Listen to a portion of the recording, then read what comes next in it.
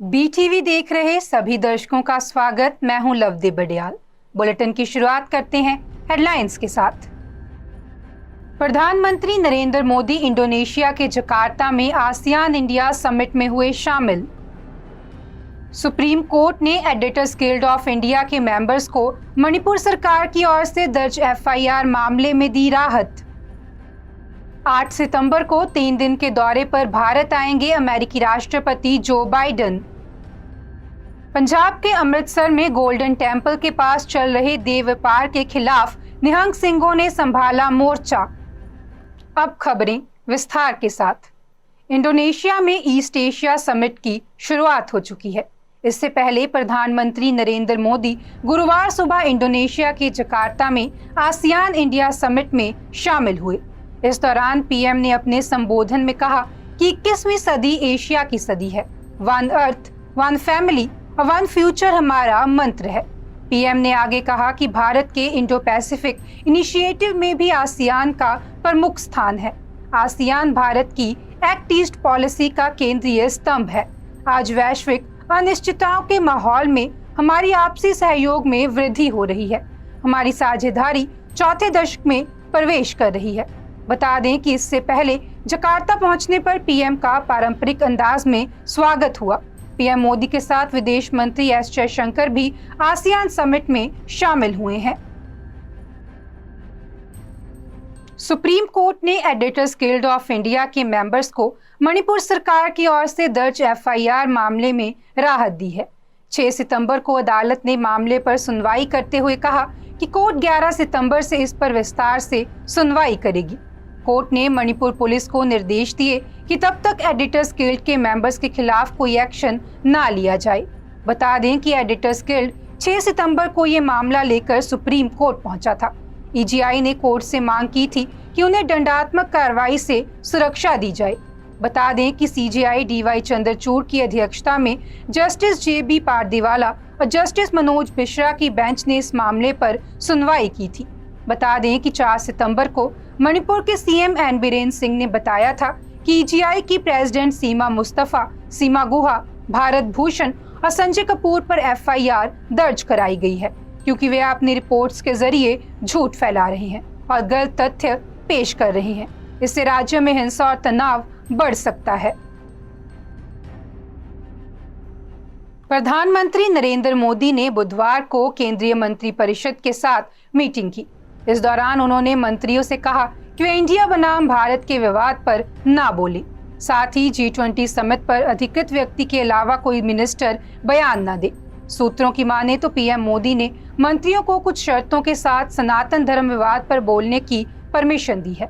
गौरतलब है कि तमिलनाडु के सीएम एमके स्टालिन के बेटे उदयनिधि स्टालिन ने 2 सितंबर को सनातन धर्म को खत्म करने की बात कही थी और 4 दिन बाद वे अपने बयान पर कायम हैं।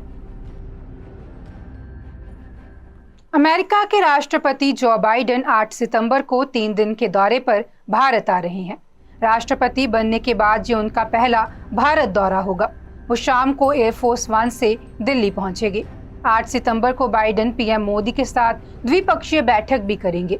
पहले व्हाइट हाउस ने बताया था कि वो 7 सितंबर से दिल्ली के दौरे पर रहेंगे। व्हाइट हाउस ने प्रेस रिलीज कर बताया है कि वो अमेरिका से जर्मनी के रेस्टीम शहर जाएंगे, वहां से वह भारत आएंगे।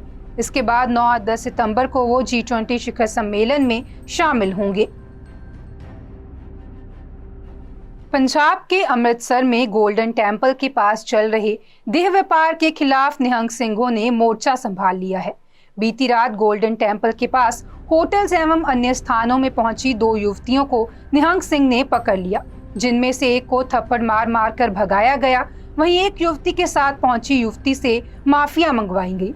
इतना ही नहीं, लिखित में भी लिया गया है कि वे ऐसा काम दोबारा नहीं करेंगे।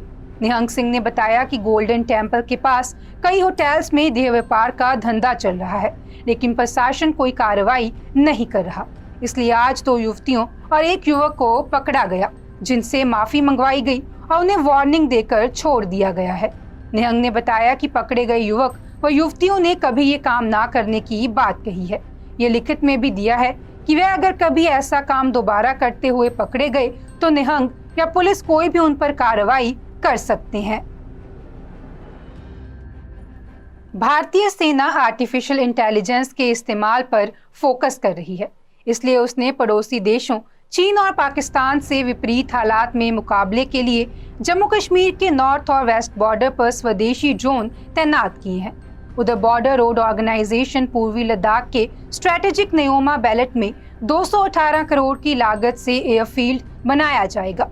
रक्षा मंत्री राजनाथ सिंह 12 सितंबर को इसकी आधारशिला रखने वाले हैं। सूत्रों के मुताबिक नॉर्दर्न कमांड के chief of staff lieutenant general Nigam Sen Gupta ने कहा कि दुश्मन का मुकाबला करने या निगरानी करने के लिए हमारी उत्तरी और पश्चिमी सीमाओं पर हाईटेक ड्रोन तैनात किए गए हैं। वहीं नॉर्दर्न कमांड के मेजर जनरल SP.K. सिंह ने कहा है कि सेना ने खरीद के लिए कुछ हथियारों की पहचान कर ली है। राष्ट्रीय स्वयंसेवक संघ के प्रमुख मोहन भागवत ने आरक्षण को लेकर बड़ी बात कही है। उन्होंने कहा कि हमारे समाज में आज भी भेदभाव मौजूद है और जब तक यह समानता बनी रहेगी तब तक आरक्षण भी जारी रहना चाहिए। हम संविधान में दिए गए आरक्षण को पूरा समर्थन देते हैं। भागवत ने ये भी कहा कि अखंड भारत का सपना आज के युवाओं के बूढ़े होने से पहले सच हो जाएगा, क्योंकि 1947 में भारत से अलग होने वाले लोग अब महसूस कर रहे हैं कि उन्होंने गलती की है। बता दें कि भागवत का ये बयान ऐसे समय में आया है जब महाराष्ट्र में आरक्षण के लिए मराठा समुदाय का आंदोलन एक बार फिर से तेज हो गया है। गृह मंत्री अमित शाह और कानून मंत्री अर्जुन राम मेघवाल ने बुधवार को पूर्व राष्ट्रपति रामनाथ कोविंद से मुलाकात की। रामनाथ कोविंद एक देश एक चुनाव के लिए बनाई गई कमेटी के अध्यक्ष हैं।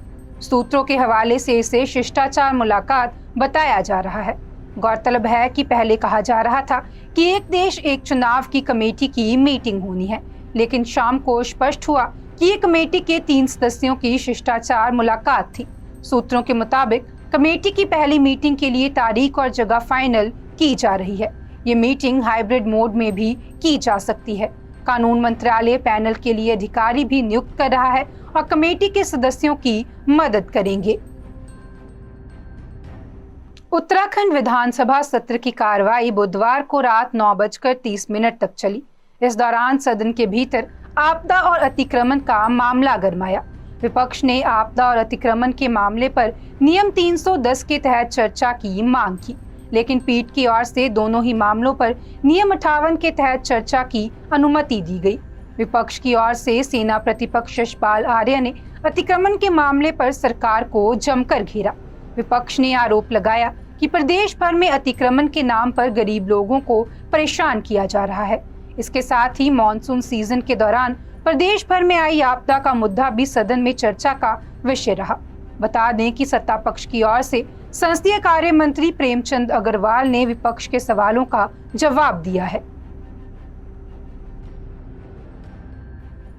भारतीय जनता पार्टी के सांसद जनार्दन सिंह सिग्रीवाल पर 13 जुलाई को लाठीचार्ज हुआ था।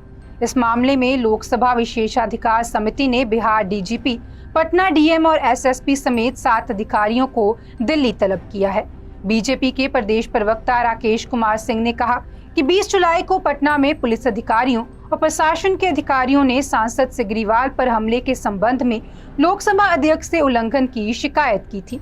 यही वजह है कि लोकसभा विशेषाधिकार समिति ने 21 सितंबर को पटना के 7 अधिकारियों को बुलाया है। लोकसभा सचिवालय से जारी सर्कुलर में कहा गया है कि समिति की बैठक 21 सितंबर को होने वाली है।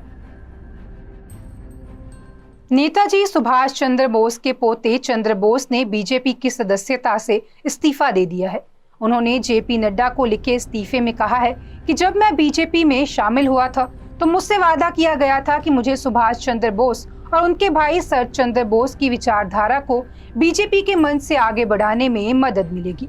उन्होंने आरोप लगाया कि पार्टी ने वादा किया था कि वो नेताजी की विचारधारा को आगे बढ़ाएंगे, लेकिन उन्होंने इस पर कोई भी कदम नहीं उठाए। गौरतलब है कि चंद्र बोस 2016 में बीजेपी में शामिल हुए थे। चंद्र बोस के बीजेपी छोड़ने पर पश्चिम बंगाल बीजेपी के प्रवक्ता सम्यक भट्टाचार्य ने कहा कि बोस लंबे समय से पार्टी के साथ संपर्क में नहीं थे। चंद्र बोस पार्टी छोड़ने से पहले भी कई बार पार्टी नेतृत्व पर सवाल खड़े कर चुके हैं।